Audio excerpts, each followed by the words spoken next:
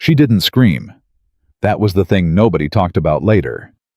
Evelyn Blackstone, worth $4 billion, featured on 3 magazine covers that month alone, stood in a filthy alley off West 47th Street, with a blade pressed against her ribs, and she didn't make a single sound. Not because she was brave, because she was calculating. Always calculating. Then a hand came out of nowhere, massive, certain, unafraid, and everything changed in under 4 seconds. The man who saved her life didn't ask for her name, didn't ask for anything. And that silence. That was the thing that would destroy her. Drop your city in the comments. Let me know where you're watching from. And if this story hits different, hit subscribe. You're going to want to be here for what happens next. The knife appeared first. That's how Evelyn would remember it later. Not the men, not the alley, not even the fear. Just the knife. A cheap folding blade, the kind you'd find at any pawn shop south of 34th Street, catching the orange glow of a street lamp as it came up fast and pressed flat and cold directly against the left side of her ribcage. "Phone," said the one holding it. He wasn't shouting. That was the worst part. He was completely calm, the way people get calm when they've done something enough times that it stops feeling dangerous to them. Wallet, watch, right now. Evelyn's security detail, 2 men, both former law enforcement, both paid extremely well, was half a block away at the curb beside her car, arguing about a coffee order. She had told them to wait there. She always told them to wait there when she needed 30 seconds of quiet air, 30 seconds of being a human being instead of a brand. That decision had taken her exactly 11 steps into the mouth of an alley she had walked past 100 times without ever looking at it. There were 3 of them.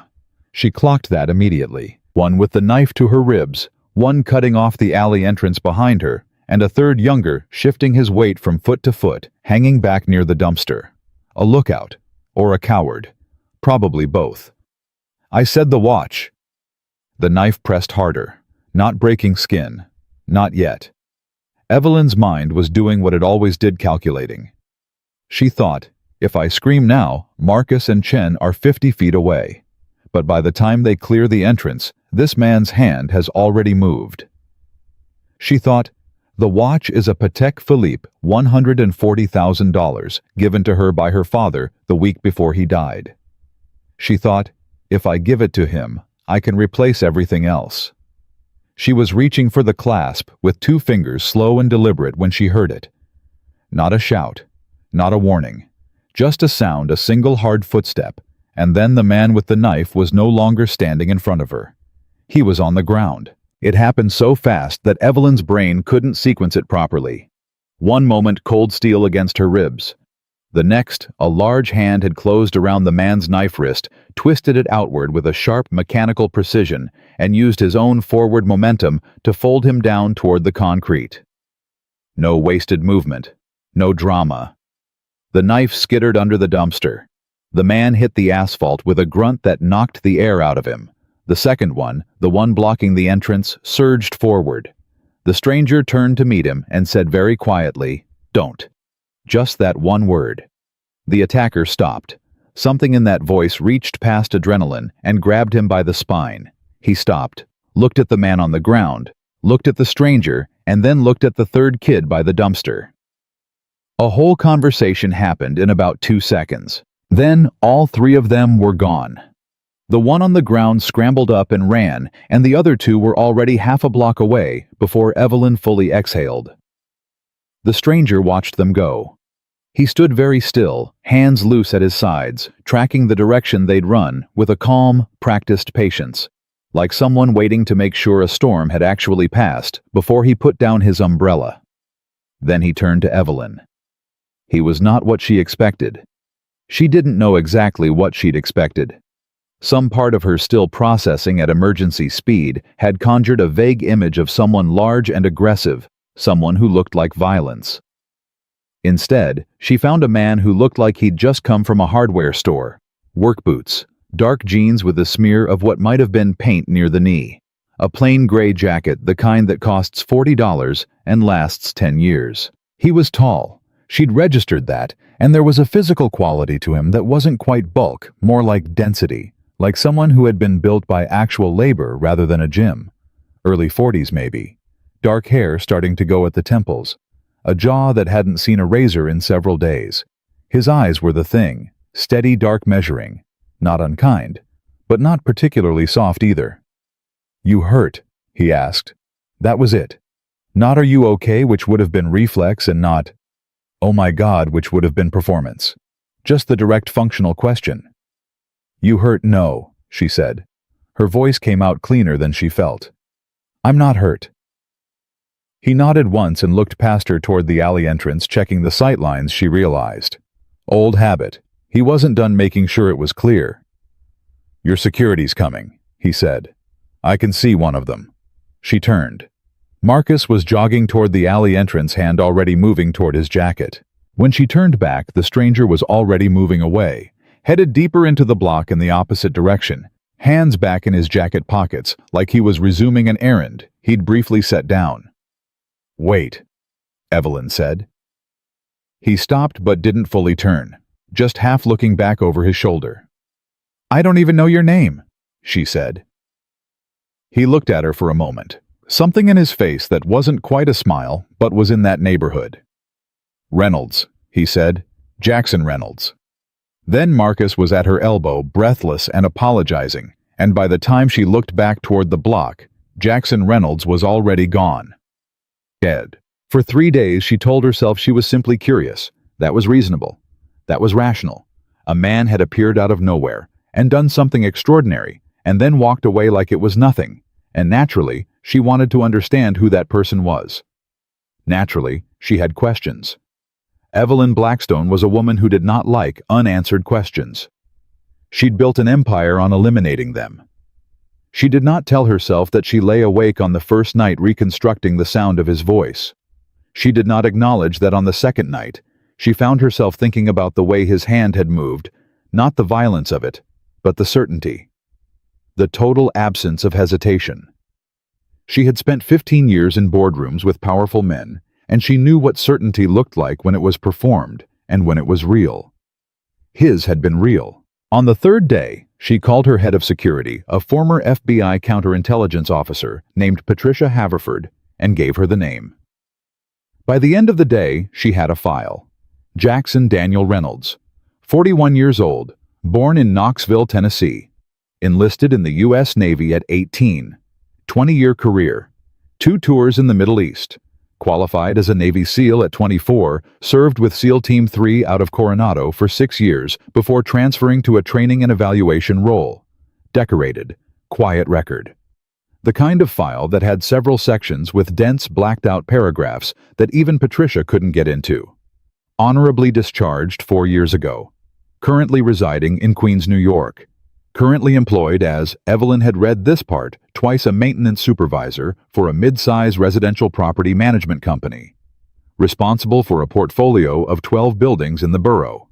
Hourly wage position. And one more thing, buried at the bottom of Patricia's summary like a footnote. Single father. Daughter, Emma Reynolds, age 7. Mother deceased. Evelyn set the file down on her desk and looked out her office window at the city for a long time. Then she picked up the phone and called her assistant. "Find me a reason to be in Queens on Thursday." She didn't ambush him. She told herself that clearly and believed it mostly. She found out which building he'd be doing inspections at that Thursday, a 12-story rental complex in Astoria, and she arranged to be walking past it at 11 in the morning, which was according to his work schedule, when he'd be dealing with a recurring issue in the lobby mechanicals. She was 30 feet from the entrance when the door opened, and he walked out, carrying a toolbox in one hand and a clipboard tucked under his other arm, and he looked up and saw her and stopped dead on the sidewalk. The recognition took about half a second. "Ms. Blackstone," he said. His voice was the same. She'd been half afraid she'd built it up into something it wasn't. She hadn't. "Mr. Reynolds." She let a beat land. "I wanted to thank you properly. The other night—" "You don't need to do that." "I know I don't need to." She met his eyes. "I wanted to." He watched her with that same measuring quality she remembered, like he was running a quiet calculation of his own. "You looked me up," he said. It wasn't an accusation, just a fact. "I did," she said. "And now you're here." "And now I'm here." He shifted the toolbox to his other hand. A slight adjustment, easy and unconscious.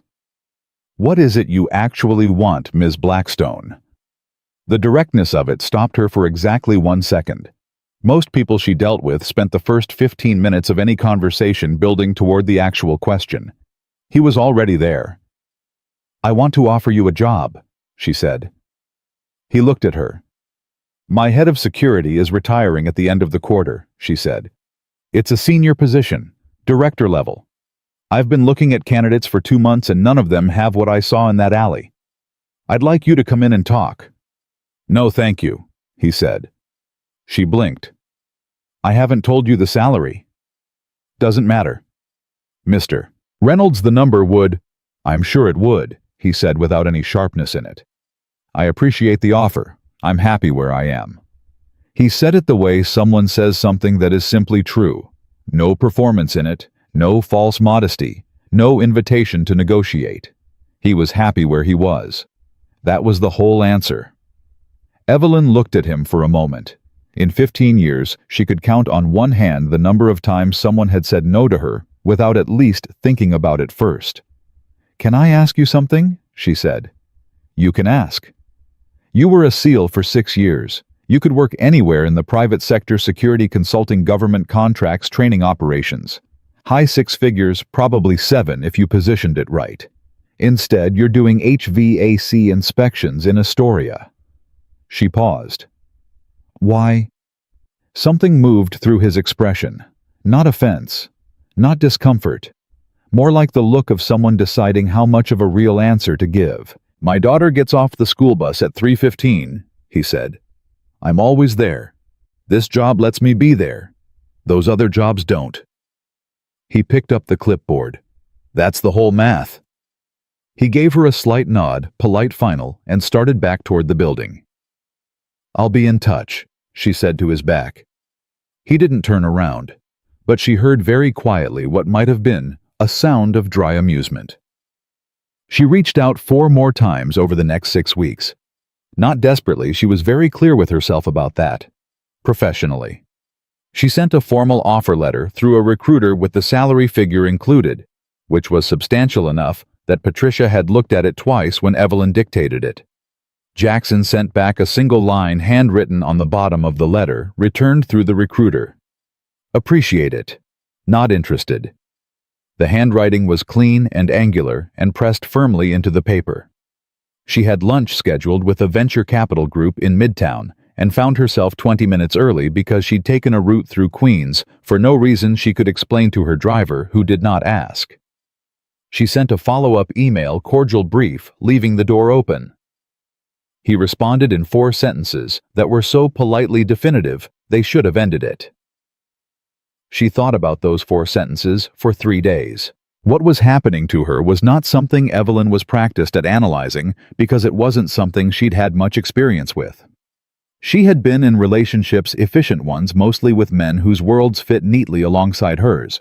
Men who understood that her schedule was the fixed variable, and everything else arranged itself around it. She had never once in her adult life thought about a person this persistently without understanding why. She wasn't delusional.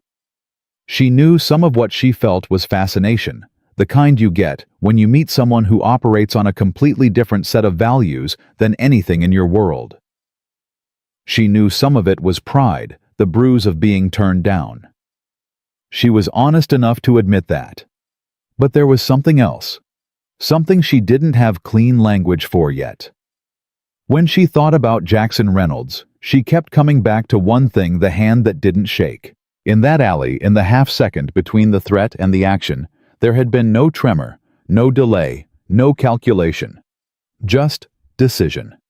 She had made hard decisions her entire career, billion-dollar pivots, layoffs that kept companies alive, calls that kept her up at night for years, and every single one of them had cost her something. There was always a tax. A cold sweat at 3 a.m. A voice in the back of her head asking what she might have missed. That hand had moved without paying any tax at all. She wanted to know how a person got there. She wanted to understand the architecture of that kind of certainty. And she was honest with herself always, because dishonesty was a luxury she couldn't afford. She wanted to be near it. So on a Tuesday in November, she called his work number, directly bypassing the recruiter, and asked if he would have dinner with her. Not a pitch. Not a second interview. Just dinner as two people who had met in an unusual way. There was a long pause on the line. Then, one dinner. She said one dinner. I picked the place, he said. She almost said something about that. She swallowed it. All right. The place he picked was a diner in Sunnyside. Red vinyl booths, laminated menus, coffee that came in a ceramic mug before you even asked. The kind of place Evelyn hadn't been inside since law school, when money had still been a concept she was working toward, rather than something that had long since stopped being one. She got there first and slid into a booth, and looked at the menu and felt against all logic slightly nervous. When he walked in, he scanned the room once left to right, entrance to exit, before he found her. Habit. He crossed to the booth and sat down across from her and picked up a menu. You're not going to make this weird, he said. It wasn't a question. I'm going to try very hard not to, she said. Something shifted in his face, the closest thing she'd seen from him to a real smile. The waitress came, and he ordered the meatloaf and a coffee, and Evelyn ordered the same thing without thinking about it, which she only registered after the waitress left. He noticed. The edge of his mouth moved. Don't say it, Evelyn said. I wasn't going to say anything. You were absolutely going to say something.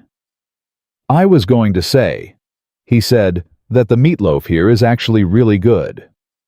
She looked at him. That's what you were going to say. That's what I was going to say. She laughed. It came out before she could make it polished, and it was a real one, shorter and less composed than her public laugh, the kind that surprised her when it showed up. She saw him register it. They talked, and he was not what boardroom Evelyn would have predicted. He was not guarded in the way someone uncomfortable with conversation is guarded. He was guarded the way someone comfortable with silence is guarded, which meant the things he did say landed with weight. He talked about the Navy the way veterans sometimes do, in flashes and edges, rather than full stories. But when she asked about his daughter, his whole bearing shifted in a way that was almost physical, like something in him came off duty. Emma, he said, had recently decided she wanted to be a marine biologist, specifically to study octopuses, because she'd watched a documentary about their intelligence and had not recovered. She talked about it for 2 weeks straight, he said. Drew pictures, made a poster, gave me a presentation at the kitchen table with note cards she'd made herself. Note cards? Evelyn said. Color-coded note cards, he said. 7 years old. Something happened in Evelyn's chest that she did not immediately have a name for. The meatloaf was in fact very good. Toward the end of the evening, when the coffee had been refilled twice and the diner had mostly cleared out, Evelyn looked across the red vinyl booth at Jackson Reynolds and said the thing she'd been building toward all night. Jackson? First name. She watched to see if he'd adjust. He didn't. Why won't you date me? He looked at her for a long moment. Not uncomfortable, not surprised. She had the sense he'd been waiting for it, that the whole evening had been a long approach to this exact question, and he'd clocked it from the moment she sat down. Then he said it, and it crushed her completely. He didn't look away from her when he said it. That was the part she kept coming back to later. Most people, when they deliver something difficult, find somewhere else to put their eyes. A coffee cup, a window, the middle distance, some comfortable place that isn't the other person's face. Jackson Reynolds looked directly at her, and his voice was the same voice he'd used to say, "Don't to a man twice his size in a dark alley, quiet, certain, and completely without apology." Because the only person I could ever be with, he said, is someone who doesn't need me to be anything other than a father. My daughter comes first, always, and I won't risk that for anything or anyone. The diner sounds kept going around them. Someone's silverware scraped a plate. The coffee machine hissed. A couple near the window laughed at something. All of it felt very far away. Evelyn had prepared herself without fully admitting she was preparing herself for a version of rejection. She'd cataloged the likely ones on the drive over. You're my employer, effectively. Our worlds are too different. I'm not looking for a relationship right now.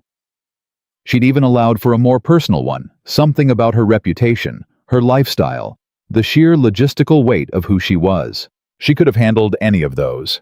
She knew how to absorb a no and file it away and move forward. She was not prepared for an answer that had nothing to do with her.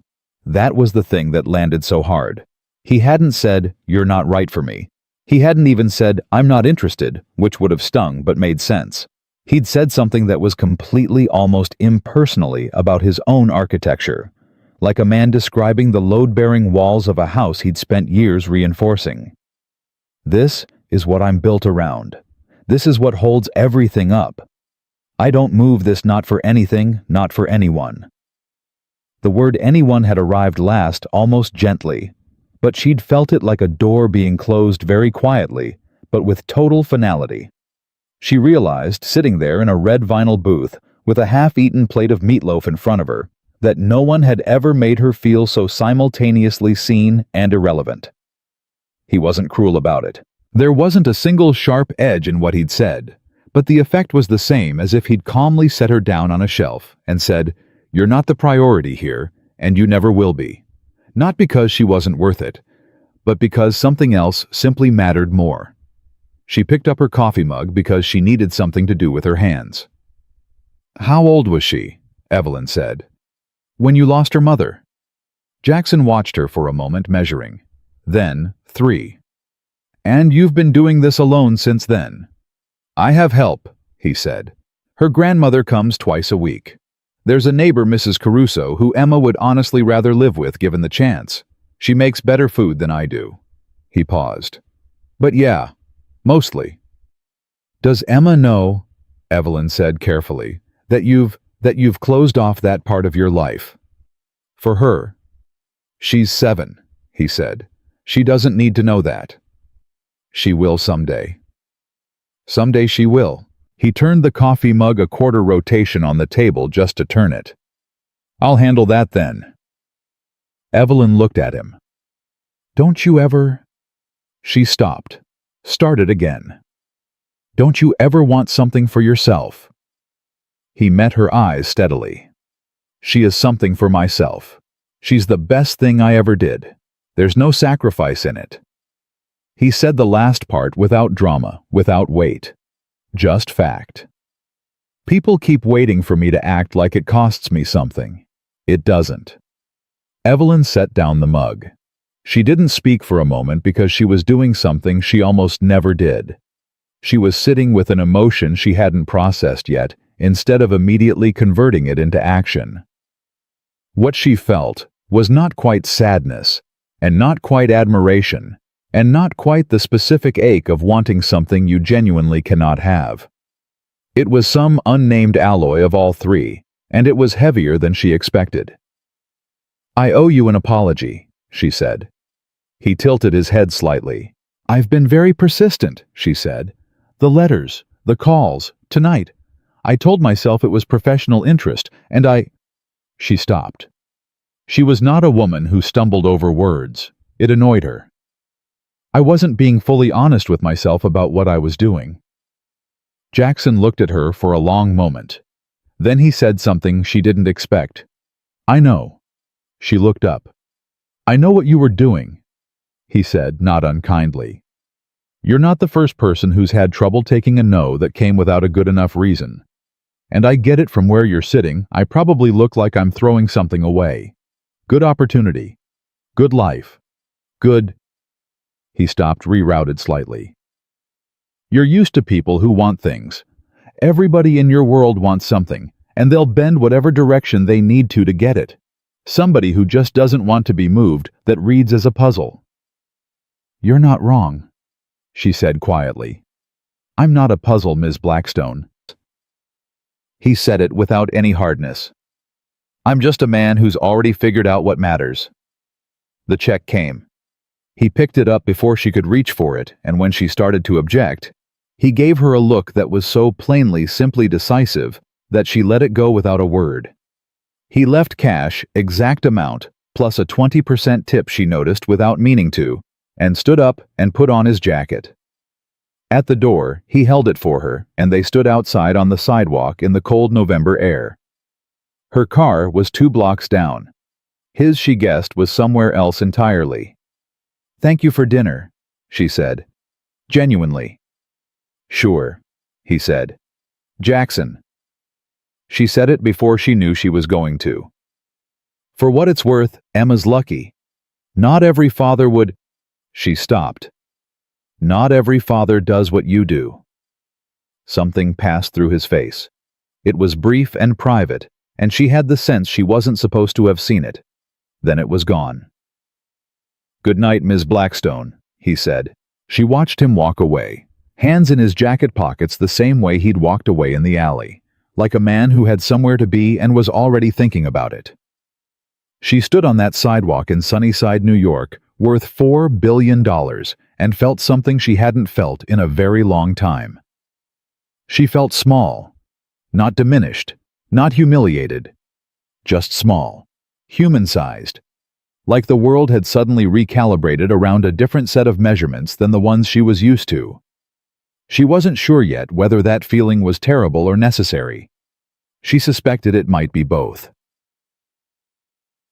She did not contact him for 3 weeks. This was for Evelyn an act of discipline that took more effort than most people would imagine. It wasn't that she was obsessed. She had a company to run a board to manage 3 active acquisitions in various stages of negotiation. She was not pining. She was not sitting in her office staring at his file.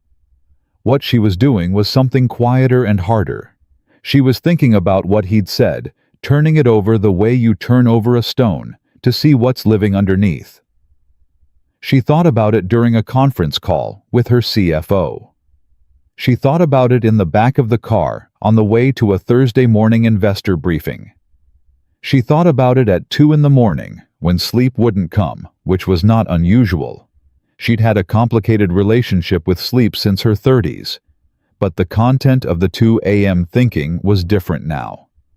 Usually at that hour, she was processing market position or rehearsing difficult conversations. Now she was sitting in her kitchen with a glass of water, thinking about a 7-year-old girl who made color-coded note cards about octopuses and had no idea that her father had quietly walled off an entire part of being a person and given the space to her instead.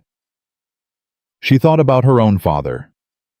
A different man than Jackson Reynolds in almost every way, driven, acquisitive, brilliant, occasionally ruthless, the kind of man who could charm a room of 500 and forget his daughter's dance recital in the same week. He had loved her, she knew that. But his love had always been something she had to find the edges of something she'd spent years measuring, by what he showed up for and what he didn't. She had learned early not to be a priority. She had learned to be a footnote in someone else's main story and to make her own story big enough that it didn't matter. She realized, spent the next 30 years looking for the version of her father that stayed, the version that showed up, the version that looked at her the way Jackson Reynolds looked at Emma, like she was the fixed point. Everything else moved around. She was sitting with that realization when her phone rang. It was her best friend Dana, who was a federal judge in Chicago, and therefore one of the very few people in Evelyn's life with enough personal authority not to be impressed by her. "Talk," Dana said instead of hello. She always said that. It was more efficient. Evelyn told her. Not everything, but enough. The alley, the file, the dinner. The answer. Dana was quiet for a moment when Evelyn finished. Then, "You caught feelings for a man who said no." "It's not, Evelyn. It's more complicated than..." "It never is," Dana said, and there was no cruelty in it. Just the flat, fond pragmatism of someone who had known her for 28 years. "You're not complicated about this. You met a man who doesn't want to be managed, and he handled you with one sentence.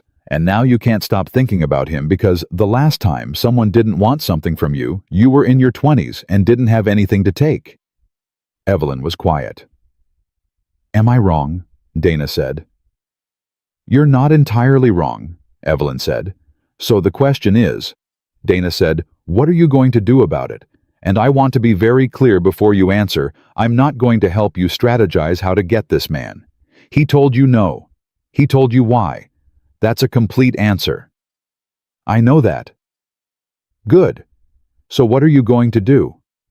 Evelyn looked at the kitchen window, her own reflection barely in the dark glass. "I'm going to try to understand what he said," she said finally. "What it actually means." Dana made a sound, not quite a sigh, not quite approval, somewhere in between.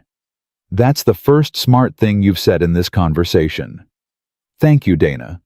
I'm not done. You're one of the most capable people I've ever known, Evelyn, and you have absolutely no idea what it looks like when somebody loves something more than they love what they could gain from it.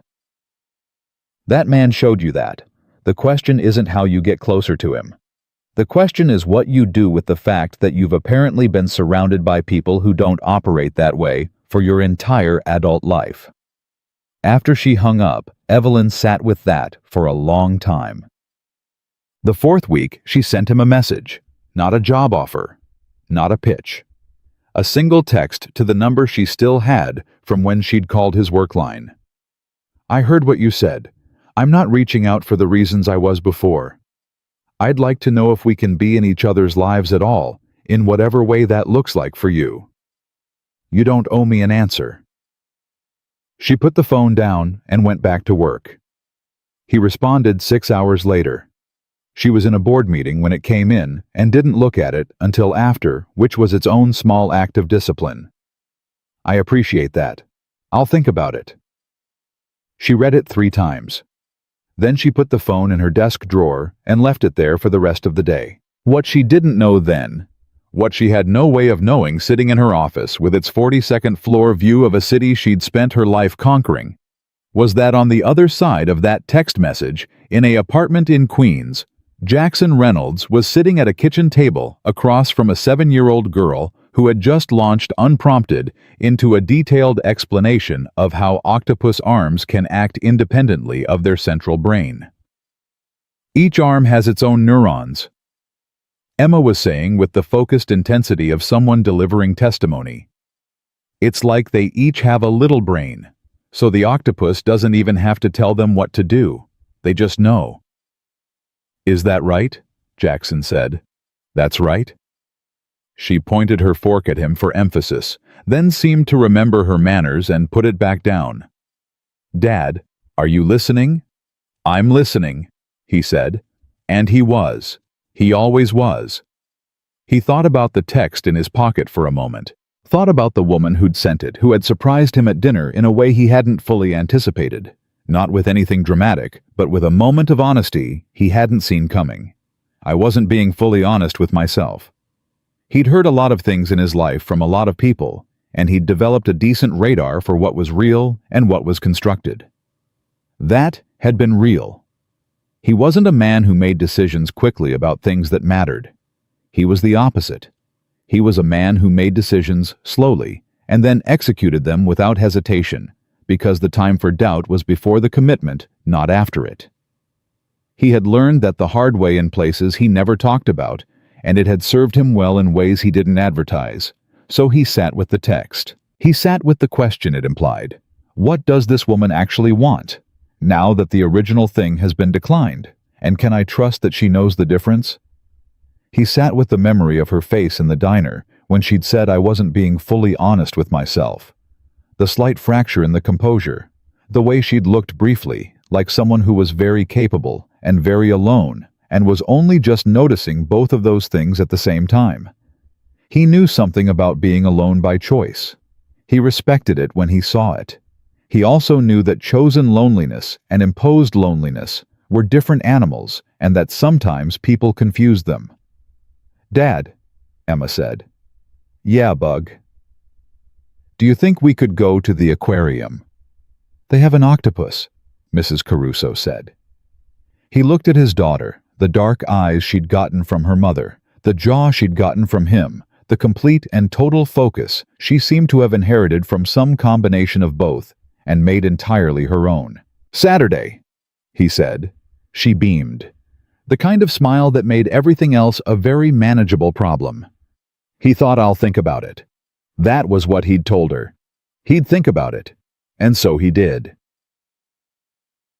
It was a Tuesday morning 2 weeks later when Evelyn's assistant knocked on her office door and said, "There's a Jackson Reynolds downstairs. He says he doesn't have an appointment, but—" "Send him up," Evelyn said before the sentence was finished. She stood up from her desk and walked to the window and stood there for a moment, not because she needed to look at the view, but because she needed 10 seconds to put herself back together before he walked in. She was aware with some wry part of her brain that she hadn't needed 10 seconds before a meeting since she was 29 years old. When the door opened, he was wearing the same kind of thing he always wore: work clothes, nothing formal, jacket that had seen a few winters. He looked slightly out of place in the 42nd floor office and not remotely uncomfortable about it. He stood in the doorway. "You said whatever it looks like for me," he said. "I did," she said. He came in. He didn't sit down, which meant she didn't sit down either, and they stood in her office with the city spreading out behind her, and he looked at her with that same direct measuring quality that had arrested her attention in an alley 3 months ago. "Here's what I can offer," he said. "Not an answer to anything, not a yes to anything." He paused. "I can offer being honest with you the same as I expect you to be honest with me. I can offer, I don't know. Presence, I guess, when I have it, which isn't always. I can offer that Emma is not a negotiating chip or a complication. She's the whole ballgame." "I understand that," Evelyn said. "I need to know that you actually do," he said. "Not that you're willing to accommodate it, that you actually understand it. Because there's a version of this where you think accommodation is the same thing as understanding, and it's not, and that version doesn't end well." Evelyn looked at him steadily. She thought about Dana. She thought about what she'd been turning over for 6 weeks. She thought about her own father and the version of him she'd spent 30 years looking for. "I understand," she said, "that you have already decided what matters most to you, and that it was decided long before I walked into your life, and it will remain decided long after, regardless of what I do. And that my job," she paused on the word deliberately, "is not to change that, not to rearrange it, not to find the version of you that has more room. My job, if there's any kind of anything here at all, is to figure out who I am in relation to that truth and whether I can show up for it honestly." He was quiet. "Was that close?" she said. Something moved through his expression. Not the fractional almost smile this time. Something quieter and more genuine. "Yeah," he said. "That was close." They stood in the 42nd floor office, and the city sat below them, and nothing was decided, nothing was promised, nothing was named. But something shifted in the room. Some weight redistributed itself. Some pressure released the way a door doesn't announce it's open. It just stops being closed. "There's a diner in Sunnyside," Evelyn said. "I know it," he said dryly. "Next Thursday, 7 o'clock. No pitch, no agenda." She met his eyes. Just two people who are trying to figure out what's honest.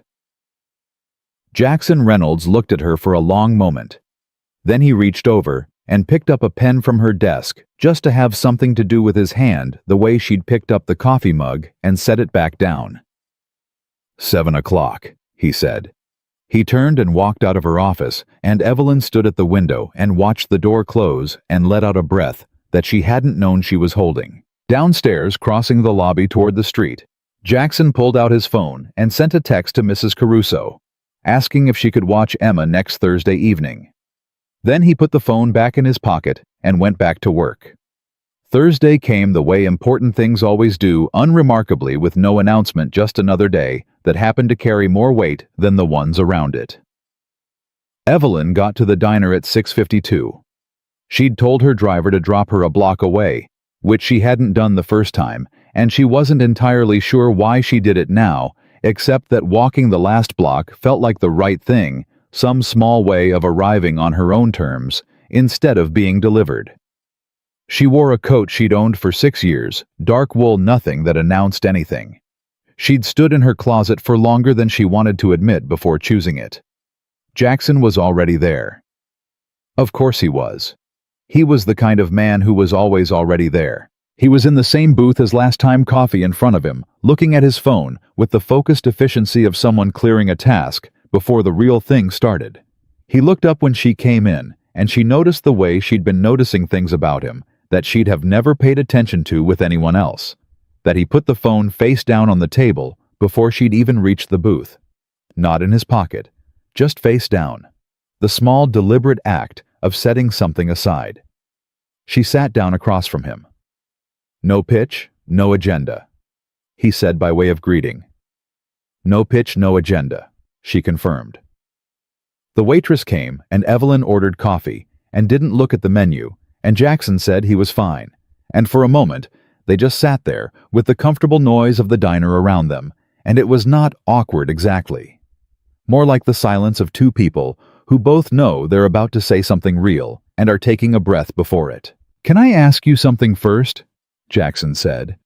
"That's what we're here for." He looked at her steadily.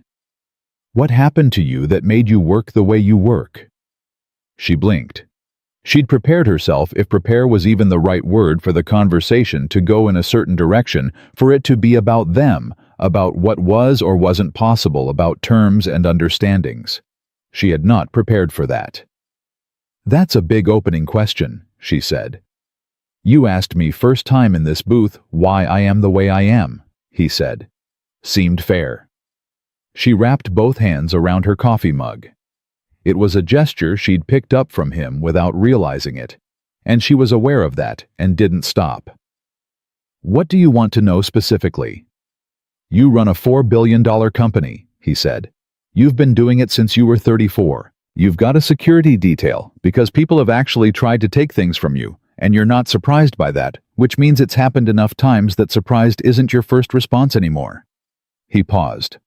"You tracked down a stranger because he didn't want anything from you, and that was unusual enough to stop you cold. So I'm asking what made you—" Evelyn looked at the table, then back at him. "My father," she said. "Mostly." She told him the version she didn't usually tell.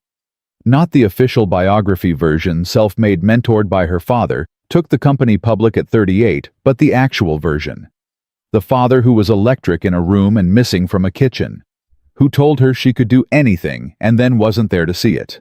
Who loved her, she believed that, but whose love had always been conditional on her being impressive enough to warrant his attention on any given day. She told Jackson about the dance recital. She was 11, she had a solo. It was not a big deal, and it was everything. And how her father had sent his assistant with flowers and a note that said, "Heard you were wonderful." She had kept that note for years. She told Jackson not because it was sweet, but because she needed evidence that he had thought of her at all. "I decided somewhere in there," she said, "that I would never need anyone to show up. I would be too busy, too successful, too full to notice if someone didn't come." Jackson listened. He didn't interrupt, and he didn't offer comfort, and he didn't do the thing people do where they wait for you to pause so they can relate it back to their own experience. He just listened, and his listening had a quality she'd never quite encountered. It was active without being intrusive, like someone who understood that witnessing something was its own form of respect. "Did it work?" he asked when she finished. "I thought it did." She turned the mug. "For a long time, I thought it did.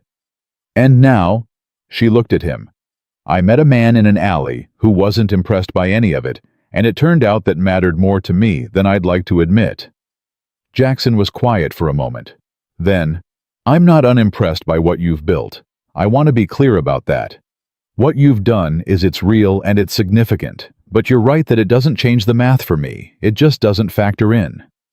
"I know," she said. "That's the thing. I know it doesn't. And I spent about 3 weeks being confused about why that made me respect you more instead of less." "Did you figure it out?" "Dana helped," she said, and almost smiled. She's a friend. She's aggressively honest, which is either the most valuable quality a person can have or the most exhausting depending on the day. What did she say? She said, I've been surrounded my entire career by people who want things and will bend to get them, and that you were the first person in a long time who simply wasn't bending.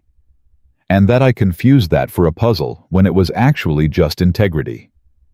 He absorbed that without reacting. Then, your friend Dana sounds like she's worth keeping. She's insufferable and indispensable, Evelyn said, which is basically the same thing. That got something from him, not the fractional almost smile from the first dinner, but a real one, this time briefer and less guarded, arriving and retreating before she could fully catalog it.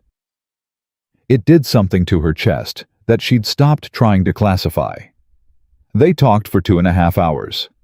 She learned things she hadn't gotten from Patricia's file, which covered facts and produced nothing real. She learned that Jackson had grown up with a grandfather who'd been a Korean War veteran and had taught him to fish and to be quiet, and that those two things had shaped him more than almost anything that came after. She learned that he'd enlisted at 18, not because he had no options, but because he needed structure. He was very precise about that distinction, and she understood that it mattered to him. She learned that his wife Claire had died of a brain aneurysm when Emma was 3 years old and Jackson was 37, that it had been completely without warning, that she had put Emma down for a nap and sat down on the couch, and that was it. 11 years of marriage, gone in an afternoon. He said this without breaking, without reaching for language to make it more bearable. He said it the way he said most things, directly, with the quiet authority of someone who had already done the work of surviving something and wasn't going to pretend it had been anything other than what it was. I'm sorry, Evelyn said. And then, because hollow condolence felt wrong with this man, that must have remade everything. It did, he said. You don't come back from that the same. You come back as someone else, and you spend a while figuring out who that person is. He looked at the coffee mug. I figured out pretty quickly that who I needed to be was Emma's dad. Everything else got organized around that. Do you ever miss who you were before? He thought about that. Genuinely thought, which was something she'd noticed he did. He didn't fill silence with an immediate answer, the way people do when they're performing consideration rather than having it. Sometimes, he said. The guy before was easier in some ways, less careful, lighter. He paused. But I wouldn't trade the direction. What I am now is, it's more mine. Harder, but more mine. Evelyn heard that and sat very still, because it had landed somewhere she hadn't expected it to go. She thought about herself at 34, the year she'd taken the company. She thought about who she'd been before that, still driven, still capable, but lighter. In some way she could barely remember now. She had become, over 15 years, someone she entirely recognized and only partly liked. Competent. Formidable. Occasionally lonely in the specific way that people get lonely when they're surrounded by others but known by no one. Harder, but more mine. She understood that more than she was comfortable admitting. The diner was nearly empty by the time they stopped. The waitress had refilled their coffees 3 times with the benevolent patience of someone who'd seen every kind of conversation happen in her section and had made peace with all of them. When they walked out, it was colder than it had been, and their breath made small clouds between them on the sidewalk. Same time next week, Evelyn said. He looked at her for a moment. Emma has a thing next Thursday. School project presentation. She's been working on it for 2 weeks. He said it without apology and without explanation, just information. The week after, Evelyn said. He nodded. Then, you could come to the aquarium. She went very still. What? Saturday. Emma and I are going to the aquarium. She wants to see the octopus. He said it matter-of-factly, the way he said everything, but she understood. She was beginning to understand how he communicated the information that lived underneath the plain surface of his words, that this was significant, that he was not a man who made casual invitations. It's not a date, he added with a precision that she appreciated. It's an aquarium trip, with a 7-year-old who will talk about cephalopods for the entire duration. I would like that, Evelyn said. She heard her own voice come out quieter than usual. Very much. He nodded once. 11 o'clock. I'll text you the address. He started to turn. Then he stopped, which was unusual. He wasn't a man who stopped on his way somewhere. Evelyn, he said. First name. She registered it fully. She looked at him. I want to say something, and I want you to hear it the right way. He turned back halfway, which was his version of full attention, when he was about to say something careful. What you told me tonight about your father, about the recital, about how you built what you built, to not need anyone that wasn't nothing. Most people don't say that to someone they've known for 5 minutes. I'm not saying most people don't feel it. I'm saying they don't say it. He looked at her directly. I'm glad you said it. She didn't have an immediate response, which was uncommon enough that she noticed it. Thank you, she said finally, for hearing it. He nodded, and this time he did walk away, and she watched him go until she couldn't see him anymore, and then stood there in the cold November air outside a diner in Sunnyside, thinking about what it meant that she didn't feel small this time. This time, she just felt like herself. A real, full, slightly complicated version of herself that she didn't have a lot of practice presenting to people. And that felt unexpectedly like progress. Saturday came with gray skies and the particular cold of a New York November that settles in for the season and doesn't apologize. Evelyn arrived at the aquarium entrance at 10:58. She had gone back and forth more than she'd like to admit about what to wear, and had landed eventually on something simple. Jeans, a good sweater, the kind of boots that could actually walk in. No jewelry except earrings. Nothing that said, I am trying to impress a 7-year-old, because that kind of trying always showed, and children had an uncanny ability to smell it from across a room. They were already there. Emma spotted her before Jackson did, or perhaps at exactly the same moment. It was hard to tell, because the girl's attention moved fast and lit on everything, with the restless intensity of someone who found the world endlessly interesting. She was smaller than Evelyn had pictured, which wasn't rational, because she'd known the girl was 7. Dark eyes, her father's jaw, her mother's. Something that Evelyn couldn't name, but could see in the way she held her chin when she looked at you. You're Evelyn, Emma said. I am, Evelyn said. Dad said you were coming. Emma seemed to be conducting some rapid internal assessment. Do you like octopuses? I don't know very much about them, Evelyn said honestly.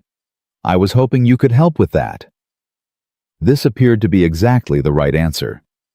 Emma's expression shifted into something businesslike and satisfied the expression of someone who had just been assigned a purpose. Jackson was watching this exchange with his arms crossed and his weight slightly back, the posture of a man who was prepared for whatever was going to happen and had made peace with not controlling it. Hi, he said to Evelyn. Hi, she said back. They went inside, and Emma immediately took the lead with the authority of someone who had been studying for this trip, which she had. She pulled a folded piece of paper from her jacket pocket. Notes Evelyn realized handwritten notes in a child's careful printing, and referred to it at intervals as they moved through the exhibits. Jackson walked a little behind, close enough to be present, giving Emma room to be in charge of the day without hovering. At the jellyfish tanks, Emma pressed both palms flat against the glass and narrated quietly to herself. At the shark tunnel, she looked up and said very seriously, "Sharks are misunderstood."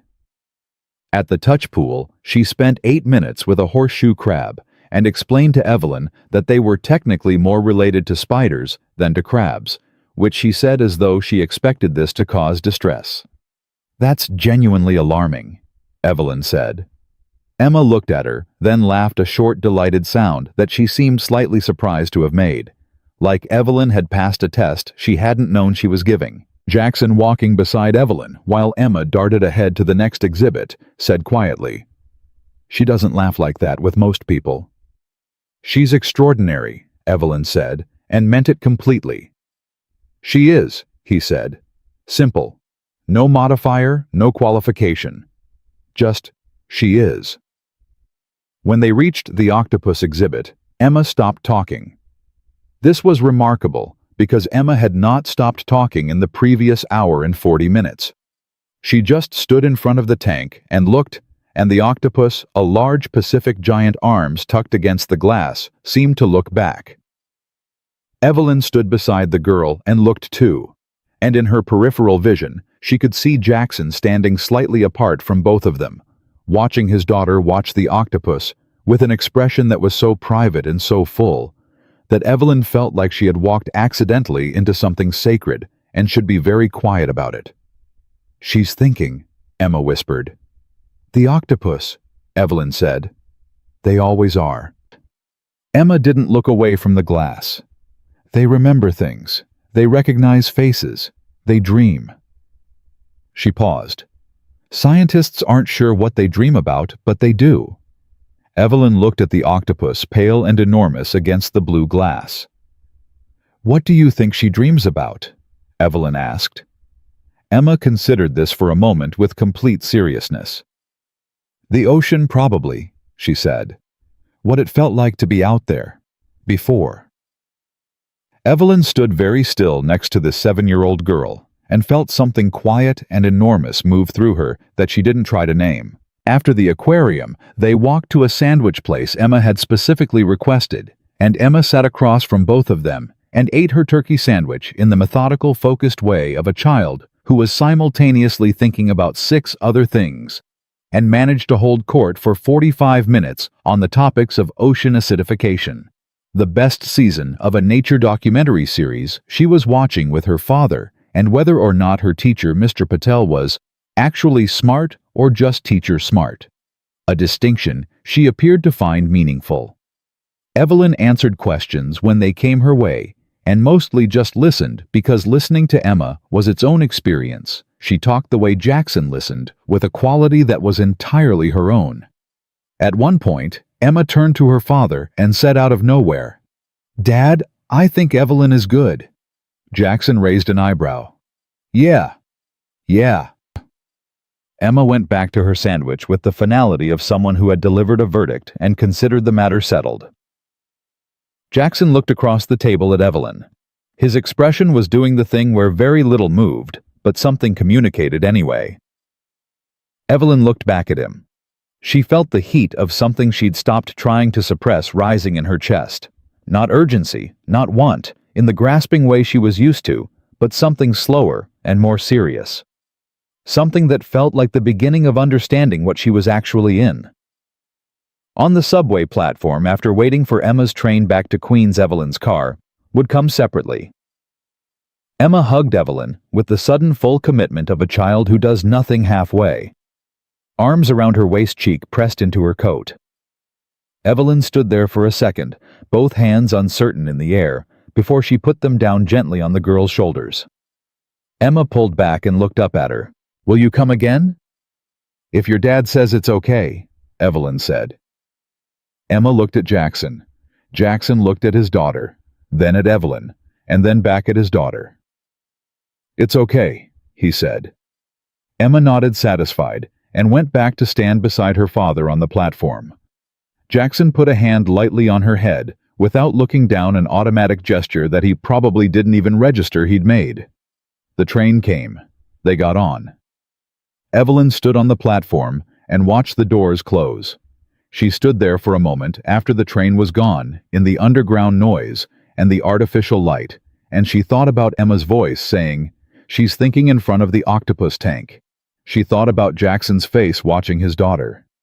She thought about a little girl who had never known her mother and had a father who had quietly decided to be everything she needed every day, without asking for recognition or relief, just because she came first and always would. Evelyn Blackstone had built a company from the ground up. She had made decisions that affected thousands of people and had lived with the weight of all of them. She had stood in rooms with presidents and walked away from 9-figure deals, and had been for most of her adult life the most certain person in any given space. She had never, not once in 46 years, wanted to be worthy of something the way she wanted to be worthy of what she'd seen today. She pulled out her phone. She typed a message to Jackson. "Thank you for today, both of you." His response came before she'd reached the top of the stairs. "She's already asking when you're coming to dinner." Evelyn stopped on the stairs. "Read it again." Felt the smile arrive before she could decide anything about it. She typed, "What does she want to make?" He replied, "She doesn't cook, she supervises. There's a difference." Evelyn laughed out loud on the subway stairs alone in the cold, and a man coming down the other way looked at her with the startled expression of someone who'd encountered unexpected joy and wasn't sure what to do with it. She pocketed the phone and came up into the gray November afternoon and hailed her car, and she sat in the back seat on the way uptown and did not think about quarterly projections or board dynamics or any of the 1,000 things that usually colonized her mind in transit. She thought about an octopus pressed against blue glass, and a 7-year-old who believed it was dreaming about the ocean, and a man on a subway platform with his hand resting on his daughter's head like it was the most natural thing in the world. And she thought, I don't want to take any of this apart. I just want to be close enough to it to understand what it feels like to care about something this much. It was the clearest thought she'd had in years. Dinner happened on a Wednesday. Evelyn arrived at Jackson's apartment in Queens at 6:30 with a bottle of wine she'd spent 20 minutes choosing and then second-guessed in the elevator, and a box of pastries from a French bakery in Midtown that she'd ordered because she didn't know what else to bring to a 7-year-old's dinner, and pastries felt safe. She stood outside the door for a moment, just a moment, and told herself to stop being ridiculous. Then she knocked. Emma opened the door. She was wearing an apron that was 3 sizes too large and had been folded up at the waist with the improvised engineering of a child who was absolutely going to be in charge of this situation. She looked at the pastry box, and her eyes went immediately and completely professional. "Are those from a good place?" she asked. "I think so," Evelyn said. Emma considered this. "Dad says you can tell a bakery by whether they use real butter. Did they use real butter?" "They told me they did." "People say that," Emma said with the world-weary skepticism of someone who had been lied to about butter before. She stepped back to let Evelyn in. "We'll see." Jackson was in the kitchen. She could hear him from the door, the specific sound of someone who cooks with confidence rather than anxiety, pans that moved with purpose rather than clatter. He appeared in the doorway, wiping his hands on a dish towel, and looked at her with the same quiet, assessing attention she'd become familiar enough with, that it no longer unsettled her. It did something else to her now that she'd stopped calling unsettled. "You found it okay," he said. "I've been to Queens before," she said. "Right." The edge of his mouth moved. "Come in." The apartment was exactly what she would have expected, and nothing like what she'd imagined, which she recognized as her own contradiction. It was modest, a 2-bedroom in a building that had good bones and no pretension, but it was not sparse. It was full in the way that spaces get when someone actually lives in them. Books on a shelf that had been actually read, spines cracked and pages bent. A drawing taped to the refrigerator that was, she realized, an octopus rendered in 7 different colors by a child who had clearly spent real effort on it. A pair of small sneakers by the door, sitting next to a pair of large work boots, with the unself-conscious intimacy of 2 people who belonged in the same space. Emma pulled her by the hand to the kitchen and began explaining dinner with the comprehensive authority of a head of state delivering a policy briefing. Jackson had made the pasta and the sauce. Emma had been responsible for the salad, which she described as mostly mine except Dad cut the tomatoes because of the knife. She had also, she noted, selected the music currently playing from a small speaker on the counter, which was a nature documentary soundtrack that she had chosen because it was, in her words, the right energy. "For pasta," Evelyn said. "For everything," Emma said firmly. They ate at a kitchen table that had been set with a kind of careful deliberateness that Evelyn understood had required effort. The napkins folded, the glasses matched. Emma sat across from both of them and conducted the dinner conversation with the agenda-setting efficiency of someone who had clearly been thinking about this all day. She had questions. Not polite questions, not the performing for adults questions that children sometimes produce, real questions, the kind that came from actual curiosity about the world. She asked Evelyn what it felt like to run a company. She asked whether Evelyn had ever fired someone and whether that was sad. She asked whether Evelyn's office was actually on the 42nd floor because her dad had mentioned it, and she had looked up how high 42 floors was and wanted confirmation. She asked, pivoting without warning, whether Evelyn thought octopuses were lonely because they were solitary animals and didn't really have family groups, and she had been thinking about this since the aquarium. "That's a serious question," Evelyn said. "I know," Emma said. Evelyn thought about it, actually thought the way Jackson thought, not filling space, but actually considering. "I think loneliness requires a certain awareness of what you're missing," she said finally. "I think maybe octopuses are complete in themselves, not lonely, just whole in a different way than animals that live in groups." Emma looked at her for a moment, then at her father, then back at Evelyn with an expression that was both evaluating and apparently approving. "That's a good answer," she said, and went back to her pasta. Jackson caught Evelyn's eye across the table. He said nothing. He didn't need to. After dinner, Emma disappeared into her room to read.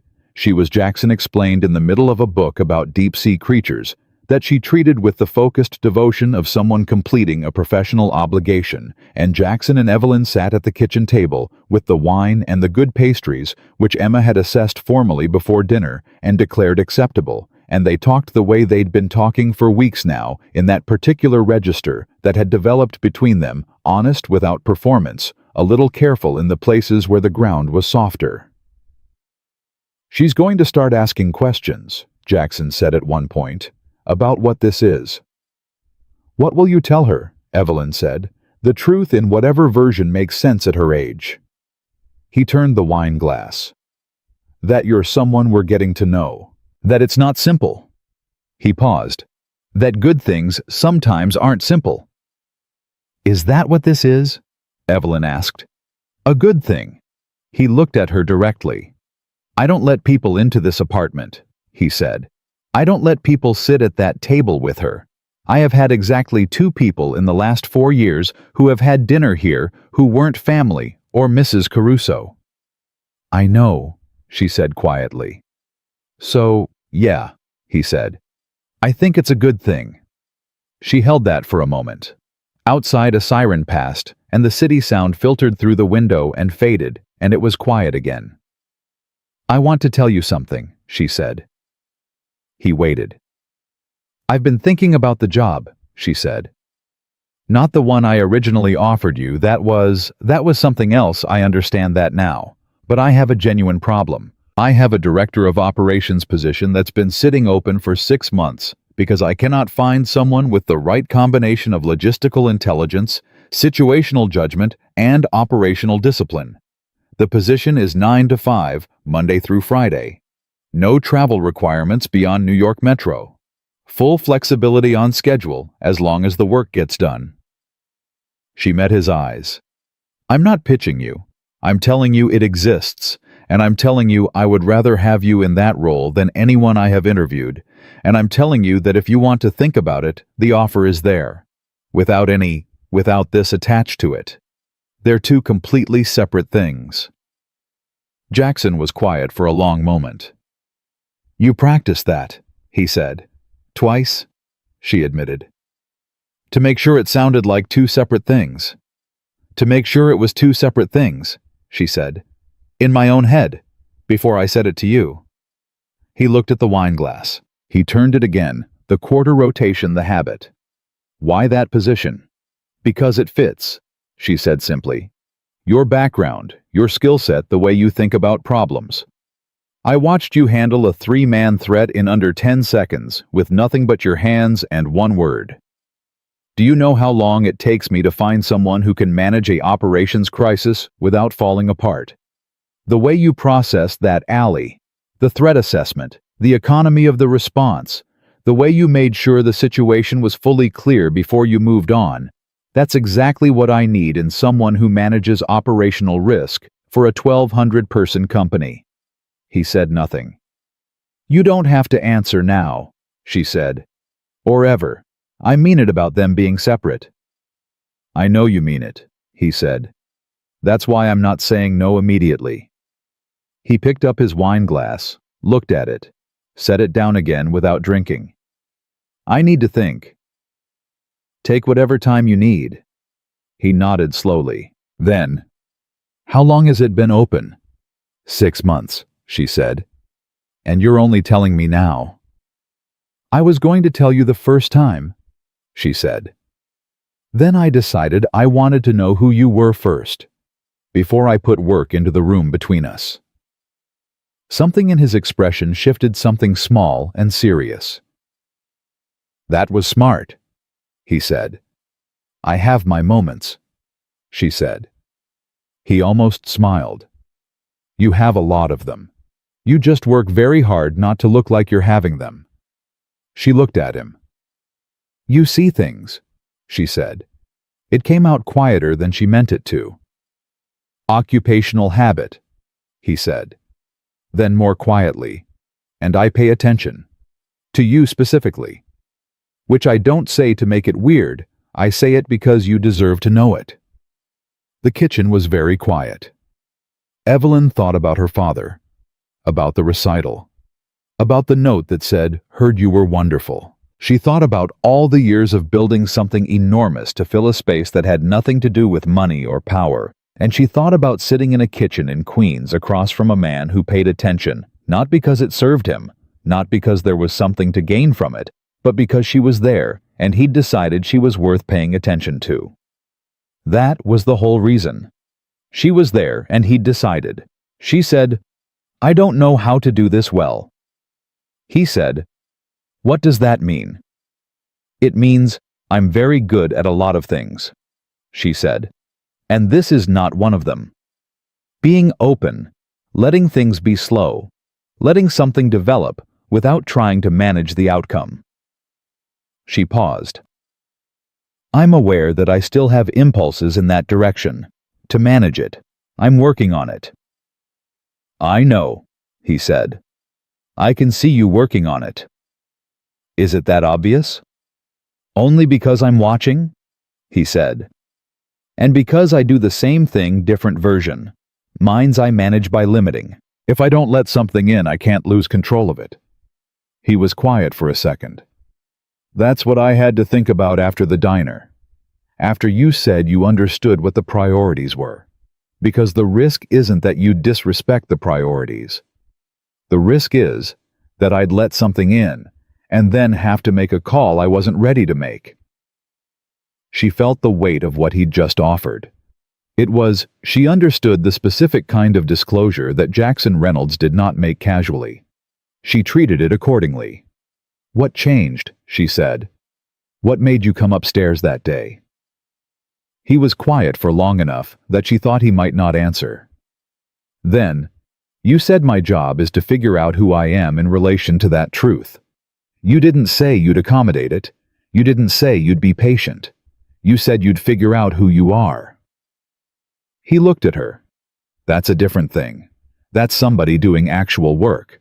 I can respect actual work. She sat with that. Then, does Emma know that her showing up at the aquarium saying I was good, does she know what that meant? She's 7, he said. She knows she liked you, and she said so. She doesn't know the rest of it. She's perceptive, Evelyn said. More than she lets on. All the time, he said with a quiet mix of pride and something that was almost worry, the specific parental worry of a man who knew his child was watching everything and was grateful for it, and terrified by it simultaneously. A sound from the hallway, small footsteps, and then Emma appeared in the kitchen doorway, in pajamas holding her book with a finger in it to mark the page. I can't figure something out, she said, addressing both of them with the democratic fairness of someone who didn't believe in wasting a good audience. What is it? Jackson said. The book says anglerfish females are much bigger than males, and the male just attaches to the female and becomes part of her body, and she provides all the nutrients. Emma's face was deeply serious. That seems like a bad deal for the male. Jackson looked at Evelyn. Evelyn looked at Jackson. It does seem unbalanced, Evelyn said carefully. The book says it's an evolutionary adaptation, Emma said with the precision of someone quoting directly from memory. But I think someone should look into it more. I'll write a note, Jackson said. Emma looked at him to check if he was being funny. Decided he probably was. Dad? Bed, he said but gently. You can look into it more tomorrow. Emma looked at Evelyn. Will you come back? If your dad says it's okay, Evelyn said, which was what she had said at the aquarium, and Emma's expression indicated she remembered this and found it an acceptable answer for the same reasons she had the first time. It's okay, Jackson said. Emma came across the kitchen and hugged Evelyn with the same complete commitment as before, total unqualified zero tentativeness, and said goodnight and went back down the hallway, and they heard her door close. The kitchen settled back into quiet.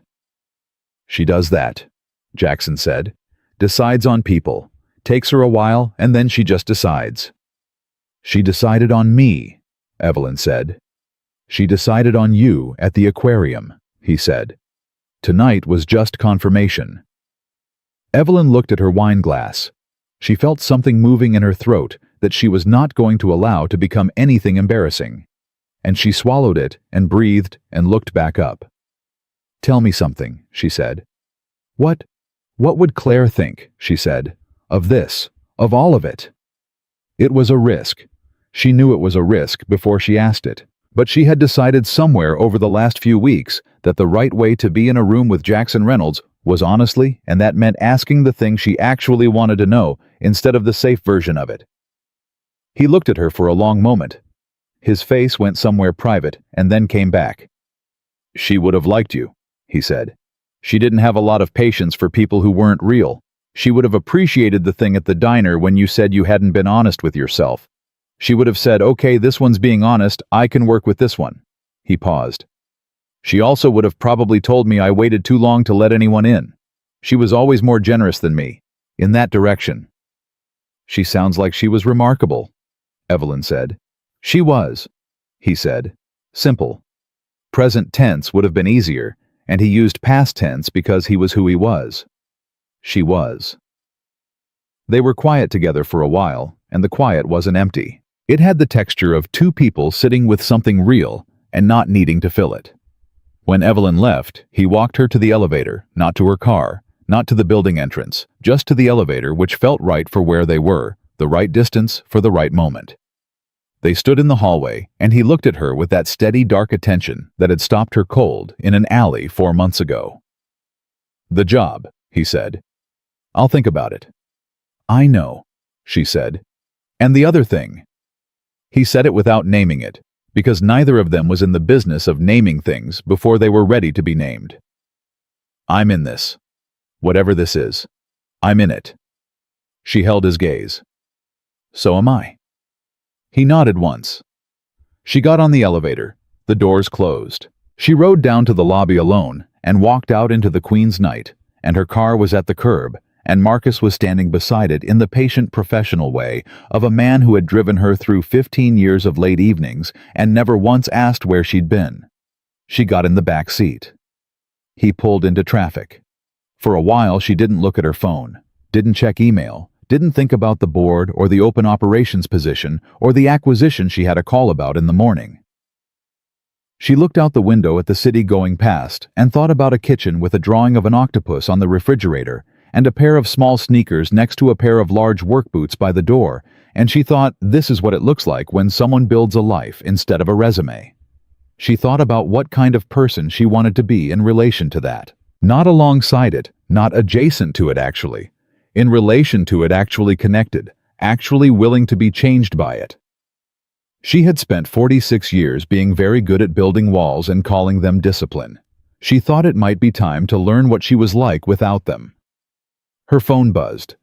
She looked down. It was from a number she didn't recognize, and it took her 3 seconds to realize why she didn't recognize it.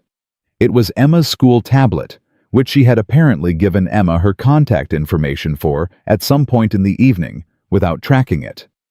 The message was a photograph. The aquarium octopus, taken through blue glass, enormous and pale, and somehow more present in the photo than most things Evelyn had ever seen photographed. Underneath it, one line of a child's careful typing, she was thinking about us. Probably Evelyn looked at the photograph for a long time. Then she typed back, "I think you're right." She put the phone in her lap and looked back out the window, and the city moved around her the way it always had, enormous and indifferent and full of lives, stacked on top of each other. Millions of people, all building their own versions of what mattered. And for the first time in a very long time, Evelyn Blackstone did not feel like she was outside of all of it looking in. She felt quietly and without drama, like she was exactly where she was supposed to be. Which was a feeling she had no prior experience with and had not expected to arrive in the back of a car on a Wednesday night in November. But there it was. December came in cold and certain the way endings do when they've made up their minds. Jackson called her on a Tuesday morning, which was unusual. They texted mostly had fallen into the particular rhythm of two people who respected each other's workdays and filled the gaps between them with messages that were short and real, and sometimes increasingly funny. A call in the middle of a Tuesday meant something. She picked up on the second ring. "I'll take the job," he said. She was standing at her office window with a coffee she'd forgotten to drink, looking at the city 42 floors below, and she stayed very still for a moment, because she understood that this required the right response, not the business response, not the relieved response, not the one that led on how much the question had occupied her for the past 3 weeks. "Okay," she said. "I have conditions," he said. "Tell me." "The schedule is fixed. I'm at Emma's school bus at 3:15. That's not negotiable on any day for any reason."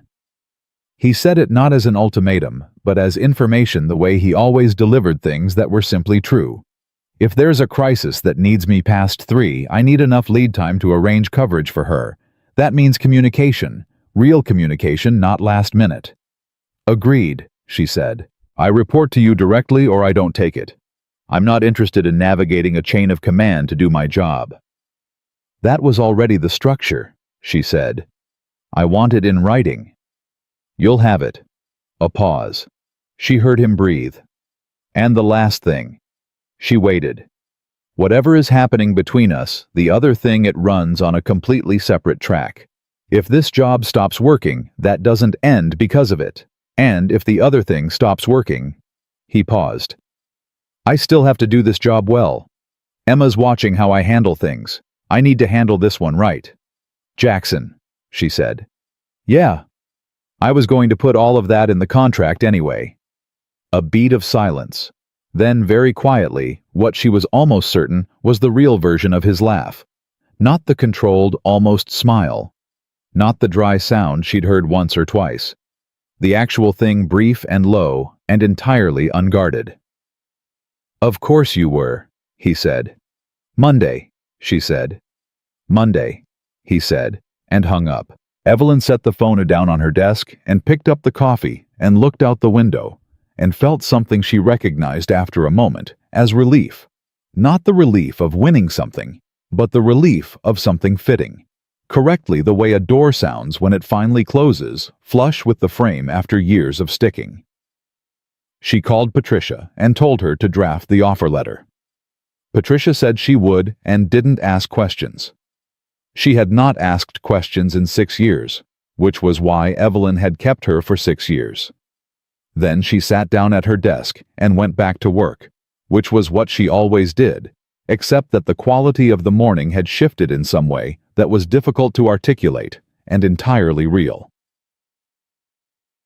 He started on a Monday, and he was good at it in exactly the way she had known he would be, which was to say completely and without announcement. He did not make a performance of competence. He simply walked into problems and resolved them with the same economy of effort he'd applied to everything else she'd seen him do. And within 2 weeks her operations team, which had been running on the particular strained energy of people without adequate leadership, began to breathe differently. Her VP of operations, a sharp, skeptical woman named Grace Chen, who had been with the company for 9 years and had seen 3 directors come and go, stopped by Evelyn's office at the end of Jackson's second week. "Where did you find him?" Grace said. "He pulled me out of a mugging," Evelyn said. Grace looked at her for a moment. "I'm going to pretend that's a metaphor." "It's not," Evelyn said. Grace shook her head and left, which was its own form of endorsement. The 2 tracks ran parallel, the way Jackson had said they would. At work he was direct and professional, and treated her with the same clear-eyed respect he treated everyone else, which she appreciated more than any deference would have provided. He did not act differently around her. He did not perform for her. When he disagreed with something she'd decided, he said so plainly and in private, and when she pushed back, he listened and sometimes conceded and sometimes held his position. And either way, the thing got resolved and they moved forward. She had not been disagreed with that cleanly in years. On Thursday evenings, they went to the diner in Sunnyside, which had become, without being formally designated as such, their place. The waitress, her name was Rosie, they'd learned, and she'd been working there for 17 years, had stopped giving them menus, and now just brought coffee when she saw them come in, which was the closest thing to a public acknowledgement of their situation that had occurred. On alternate Saturdays, Evelyn came to Queens for dinner. Emma had relaxed entirely into her presence, which meant she no longer evaluated Evelyn and simply included her, pulled her into the ongoing project of her intellectual life with the easy authority of someone who had decided a person was useful and was going to make full use of them. She consulted Evelyn about her school presentation on ocean conservation. She showed Evelyn her nature documentary rankings, which she had written out by hand on a piece of paper she kept in her desk. She taught Evelyn one evening how to play the card game she and Jackson played on weeknights, which had rules so specific and occasionally invented that Evelyn suspected Jackson of letting Emma bend them. "You're letting her make up rules," Evelyn said to Jackson quietly while Emma was getting more cards from the other room. "I've been letting her make up rules since she was 5, he said. "She always explains them so confidently that it takes me a while to notice. That's going to be a problem when she gets older. That's going to make her exceptional when she gets older," he said. "She negotiates like a closer." Emma came back with the cards, and Evelyn looked at her. This small, serious, full person who dreamed about the ocean and took notes on folded paper and had decided with complete conviction that Evelyn was good and felt something she had been feeling more and more often lately without knowing exactly what to call it. It wasn't happiness exactly, or it wasn't only happiness. It was more like rightness. The specific sensation of being in a place that fit. It was the second week of December when the thing happened that she hadn't prepared for. She was at work late, a genuine crisis, a data breach in one of their client systems that had required all hands and had kept her in the building until nearly 8, and she had sent her team home in waves as the situation resolved, and was finally sitting alone in her office going through the last of the incident reports when her door opened. Jackson. He was in his coat, which meant he'd come from outside, not from somewhere else in the building. He held 2 coffees from the cart on the ground floor and looked at her across the office with that steady assessment. "Emma's at her grandmother's tonight," he said. "I got your message about the breach." He crossed the room and set one of the coffees on her desk. "How bad is it?" "Contained," she said. "Resolved technically. The paperwork is—" She gestured at the screen. "How are you?" he said. She looked up. He was still standing, coat still on, watching her with the particular quality of his attention that she had stopped pretending didn't affect her. She stopped. "I've been better." "Talk," he said. Which was what Dana said, but in a different voice, and from a different place, and it landed differently. She talked. She told him about the breach, yes, but she also told him the other thing. The thing underneath the breach, which was that she had a board member who had been quietly building a case for reducing her operational authority for 6 months, and that this incident, contained and resolved as it was, would become ammunition. She told him about the specific calculus of leading something at scale, the way success became its own form of vulnerability, the way she had spent 15 years being right, often enough that being wrong, once in any visible way, cost disproportionately. She told him she was tired in a way that had nothing to do with the hours. He listened. He sat down across from her, and listened the way he always listened, with that active, unobtrusive quality that made her feel heard without feeling managed. When she finished, he said, "What do you need right now? Not tomorrow. Right now." Nobody had ever asked her that before. Not in that form. Not with that directness, that orientation toward the immediate rather than the strategic. She opened her mouth and then closed it and then said honestly, "I don't know. I'm not used to being asked." "I know," he said. "Think about it." She thought about it. She looked at the incident reports on her screen, and the coffee he'd brought, and his face in the lamplight of her office, and the city dark beyond the window. "I think I need to go home," she said, "and not think about this for the rest of tonight." He stood up. "I'll walk you down." They rode the elevator in a silence that was comfortable in the way their silences had become comfortable, not empty, not tense, just two people who had gotten past the point of needing to fill space between them. In the lobby, he held the door for her, and they stood outside in the December cold while Marcus pulled the car around. "Thank you for coming," she said. "You didn't have to." "I know," he said. "Jackson." She said it and then stopped because she was about to say something that she hadn't planned and hadn't rehearsed and wasn't sure she was ready for, except that she also understood that ready was sometimes a thing you only got to by going first. "I know what this is," she said. "What I feel. I've known for a while, and I've been careful about it because I didn't want to misread the situation or put pressure on something that was still figuring out what it was. But I know what it is." She looked at him. "And I'm not going to say it in a parking lot on a Tuesday night in December. That's not the right time for it. But I wanted you to know that I know, and that I'm not afraid of it." He looked at her for a long moment. The cold moved between them, and neither of them stepped back from it. "I know what it is, too," he said. "For me." He paused. "And I'm not afraid of it either. I was. For a while I was." He said it with the directness he applied to everything. This is what was true. This is what changed. "I'm not anymore." Marcus pulled up. The car idled at the curb. Jackson reached out and tucked a strand of hair back from her face. Just that, nothing more. A gesture that was careful and deliberate and entirely his, and then he stepped back. "Go home," he said. "Get some sleep." "Bossy," she said. "I learned from someone," he said. She got in the car. She rode home through the December city and didn't pick up her phone once. Christmas came. It was Emma who solved the question of how they would spend it, because Emma at this point had developed a confident relationship with the logistics of her own life and saw no reason to wait for adults to figure out what was obvious. "You should come for Christmas," she told Evelyn on a Saturday evening in mid-December, with the decisive simplicity of someone issuing a calendar invitation. Evelyn looked at Jackson. He looked back at her with his arms crossed and the expression of a man who had stopped trying to predict what his daughter was going to say and had made peace with responding to it. "Emma," he said. "It makes sense," Emma said with total reasonableness. "Grandma's coming. Mrs. Caruso is coming. Evelyn should come." She turned back to Evelyn. "Unless you have other plans." "I don't have other plans," Evelyn said. "See?" Emma said to her father. "She doesn't have other plans."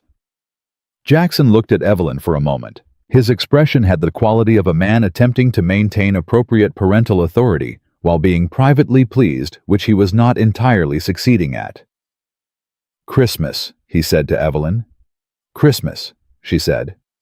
Emma nodded, satisfied, and went back to the book she'd been reading, having resolved the matter. Christmas morning, Evelyn arrived in Queens with too many gifts. She was aware they were too many and couldn't stop herself, which was its own thing to examine. And Jackson answered the door and looked at the bags and said without heat, "Evelyn, "I know," she said. "She's 7, he said. "She doesn't need." "I know," she said again. "I went a little, I know." She paused. "Some of them are books." He looked at her for a moment. "How many?" "Several," she said. He stepped back and let her in. Emma's grandmother. Jackson's mother-in-law. A small, precise woman named Ruth, who had Claire's eyes and a way of looking at people that went directly to the thing they were actually made of, arrived an hour later and shook Evelyn's hand with a firmness that was its own assessment, and then said very simply, "Emma talks about you constantly." "She's remarkable," Evelyn said, for what must have been the 100th time, and still meant it completely. "She is," Ruth said in exactly the way Jackson said it, the simple present tense, the absence of qualification. Something in the way this family spoke about what they loved. Evelyn thought, "I want to learn how to talk about things that way." They made breakfast together, all of them in the kitchen, Jackson at the stove, and Emma supervising the eggs with intense focus, and Evelyn cutting fruit, because Ruth had assigned her fruit and Mrs. Caruso had arrived by 9 and was already making commentary on Jackson's coffee-to-water ratio, which she considered too conservative. The kitchen was full of people and noise, and the particular warmth of a space where everyone present had decided to be there not out of obligation, but out of something more honest than that. At one point, Evelyn looked up from the cutting board and found Ruth watching her with a quiet, careful expression. "You look surprised," Ruth said. "By what?" Evelyn said. "By being here," Ruth said. "In this." She said it without accusation, just observation, the way someone who has been watching people for a long time observes them. Like you keep expecting it to turn out to be something other than what it is. Evelyn set down the knife. "Is it that obvious?" "Only because I know what to look for," Ruth said. She poured herself a coffee. Claire was the same when she first started coming around. Not because she was uncertain about Jackson, because she was uncertain about whether she was allowed to want something this quiet. She looked at Evelyn steadily. "You're allowed." Evelyn held that for a moment, felt it settle somewhere in her chest, like something that had been trying to land for a long time. "Thank you," she said. "Ruth." Ruth nodded once and moved away the way people do when they've said the exact right thing and know enough to let it live on its own. After breakfast, Emma distributed gifts with the focused efficiency of a logistics coordinator, pulling items from under the tree with specific intention and delivering them to recipients in an order that apparently made sense to her. She received Jackson's gift, first a professional-grade magnifying glass and specimen kit for what she was already calling her lab, which was one corner of her bedroom, and she held it with both hands and looked up at her father with an expression that required no translation at all. "Dad," she said. "Yeah," he said. She put the kit down carefully and crossed the room and hugged him in the complete, unqualified way. She did everything arms tight, and Jackson held his daughter in the Christmas morning kitchen of a small apartment in Queens with his eyes closed for a moment, and Evelyn saw it and looked away, because some things are too full to watch directly. Emma opened Evelyn's gifts last, which felt intentional. She worked through them methodically, the books first, which she examined with professional seriousness, reading back covers and first pages, and then the last one, which Evelyn had wrapped separately, and which was a framed print, a photographic reproduction of a Pacific giant octopus, taken by an underwater photographer whose work Emma would not yet know, but whose image was extraordinary, the animal huge and alive in open water, arms extended in the full, uncontained presence of something that had never needed to apologize for what it was. Emma looked at it for a very long time. Then she looked at Evelyn. "She's free," Emma said. "She is," Evelyn said. Emma nodded and held the frame carefully and looked at it again. "I'm going to put this above my lab," she said, "so I can see it when I'm working." She got up and went to put it in her room, and the kitchen settled into the comfortable noise of a Christmas morning, and Jackson crossed to where Evelyn was standing and stood next to her, not touching, just present, which was its own language they had built, and looked at the door Emma had gone through. "She's free," he said quietly, repeating it. "She figured out what it meant faster than I did," Evelyn said. "She usually does," he said. They stood there together in the warm, full kitchen of a small apartment that contained on that particular morning everything that actually mattered, and Evelyn thought about an alley on West 47th Street, and a hand that didn't shake, and a question she'd asked in a red vinyl booth that had cracked something open in her she hadn't known was sealed. She thought about Dana saying you have absolutely no idea what it looks like when somebody loves something more than they love what they could gain from it. She thought about an octopus pressed against blue glass and a child's voice saying she's thinking. She thought about all the years she had spent building walls and calling them discipline, all the years of being the most certain person in any room, all the years of needing nothing and calling that strength. And she thought about what it had cost her. Quietly, privately in the 2 a.m. hours she'd spent alone with the city outside, and the specific loneliness of a person who had confused capability for completeness. And then she stopped thinking about all of that, because Jackson reached over and took her hand. Just his hand around hers. The same hand that had moved in an alley with total certainty. Now completely still. And the kitchen kept going around them. Ruth and Mrs. Caruso debating something good-naturedly, Emma's voice calling from her room about where exactly to hang the print, the smell of coffee and breakfast, and December morning, in a space that was exactly the size of what it contained. She held his hand, and didn't manage it, and didn't calculate it, and didn't build anything around it. She just let it be what it was. Weeks later, when January had settled in, and the city had gone back to its regular pace, and the two of them had found their way into the particular unremarkable rhythm of two people who were building something together, instead of alongside each other, Evelyn would try once to explain it to Dana. What had changed? What the thing was that had been missing and was no longer. Dana on the phone from Chicago listened all the way through without interrupting, which was its own event. Then she said, "You stopped needing to win it." Evelyn was quiet. "You've been winning things your whole life," Dana said. "Companies, rooms, arguments, people. You stopped needing to win this one. You just let it be true." "Is that what I did?" Evelyn said. "I'm a federal judge," Dana said. "I know what it looks like when somebody tells the truth." Evelyn looked out her office window at the January city. 42 floors below, somewhere in the operations of the company she had built from nothing, Jackson Reynolds was doing his job with the same absolute certainty he brought to everything. And at 3:15, he would leave to be at a school bus stop, and on Saturday, she would be in a kitchen in Queens where a child was building a lab and had an octopus on the wall that was free and knew it. None of it was what Evelyn had imagined her life would look like at 46. None of it matched the architecture she'd spent 30 years constructing. It was better. Harder in different ways, and better in the ways that turned out to matter. It asked things of her she hadn't been asked before: patience and presence, and the willingness to be seen not as a CEO or a brand or an accomplishment, but as a person full-sized and imperfect, still learning how to let good things be exactly what they were without trying to improve them. She was still learning.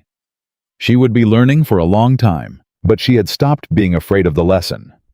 And on a cold January morning, 42 floors up in a city that had always been hers, and now felt like it contained something more than ambition, Evelyn Blackstone understood at last what Jackson Reynolds had known all along: that the most powerful thing a person can do is decide what they love, protect it without apology, and refuse to let anything, not money, not status, not the world's opinion of what they should want, move them even 1 inch away from it.